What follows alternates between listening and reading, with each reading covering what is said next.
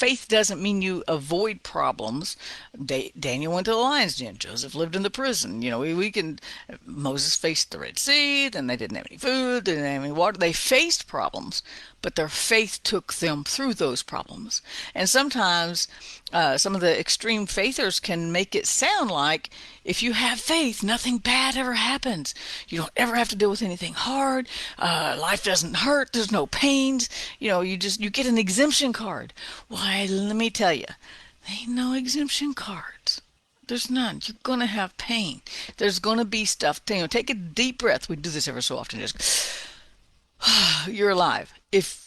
Since you're alive, not if you're alive, since you're alive, there's going to be circumstances that you got to face. There's going to be painful things to go through. There's going to be difficult things to go through. There's going to be heart-wrenching things to go through. There's going to be good things too. It's not all bad, right? Life balances it all out.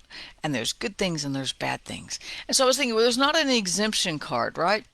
There's no exemption card that says you're never going to have pain, you're never going to deal with sickness, you're never going to deal with hurt or hurt feelings or loss or grief, right? There's no exemption card for that. But the flip side of that, and the good part of it, is there's also no exemption cards for his peace, for his grace, for his mercy, for his love, for his watch care over us, right?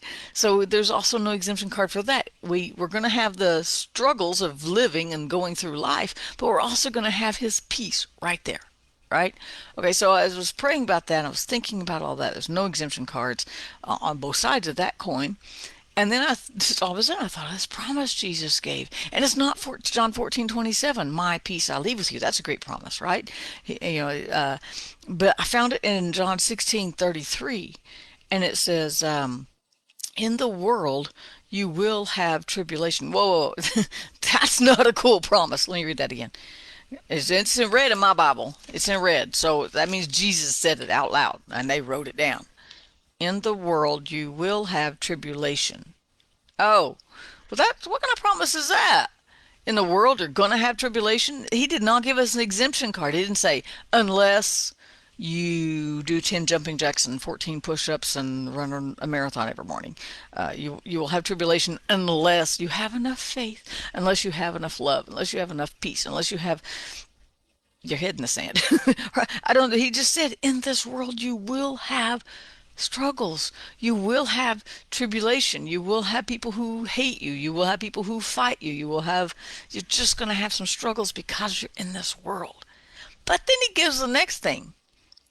The next part says, but, and that's a big but right there. But be of good cheer.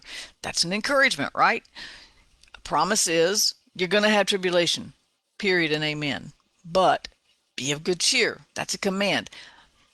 That's something to do. Be of good cheer. Cheer yourself up. Encourage yourself like David did. Let his peace reign. Because then Jesus gives this other promise in the middle of the other promise, right? It's a double promise. I have overcome the world. In this world, you're going to have tribulation. You're going to have struggles. You're going to have pain. You're going to have disappointment. You're going to have losses. You're going to have griefs. You're going to have fill in the blank. But you can be of good cheer because Jesus already overcame this world that causes the tribulation. The world that the tribulation and the pain and the struggles come through, Jesus already overcame it. That's a good promise too, right? So he promises, he says there's no exemption cards. You're going to have struggles, but there's also no exemption cards because he's already overcome it. There's no exemption cards. He's already given us his peace. Matter of fact, he gave us his peace 3 chapters ago. John 14:27, he said, I am leaving my peace here. And he's still in that same discourse. That's almost all still red words except a couple of questions over here in the first part of 16. And then in 17 is his prayer. And right before that, he's saying, he already said, a matter of fact, he says, I've spoken to you that in you, that me, let's try that again. It's live. Let's see, I'm going to read back here. Do you now believe? Indeed, the hour is coming and has now come that you will be scattered, each of you to his own, and you will leave me alone. Now, he's talking about his crucifixion. He's telling the disciples, you're fixing to leave me. I'm going to have some trouble in this world. I'm going to have some pain in this world, right? And yet I am not alone because the Father is with me. We have that same. We have it too. We have God with us. These things I've spoken to you, that in me you may have, say it out loud, peace.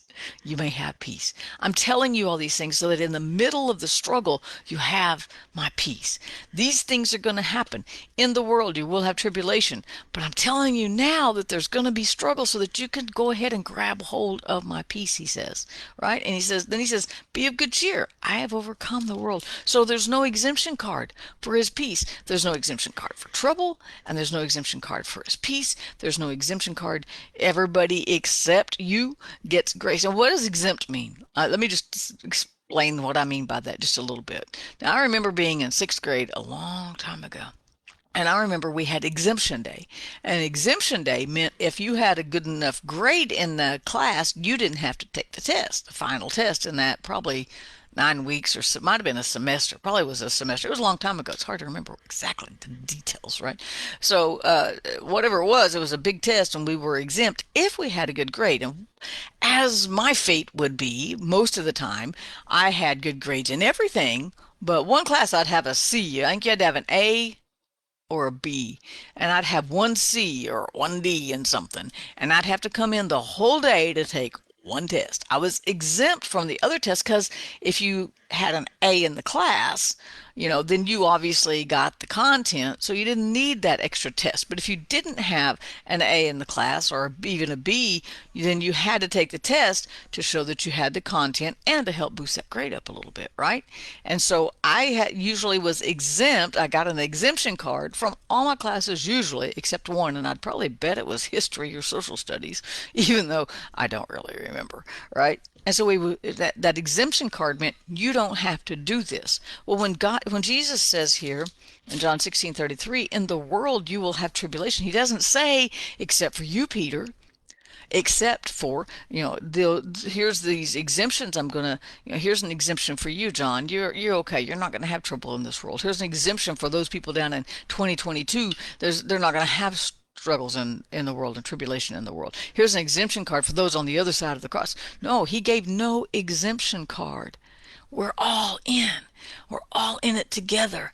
And but don't forget, just because he promised us, he warned us that we were going to have tribulation, just so we wouldn't get in that high and mighty thing of, oh, if I'm following Jesus, I'm not going to have anything bad happen to me. If I'm following Jesus, then I'm not going to have any pain. Everything's going to be peachy queen and whatever you want to call it. I don't even know.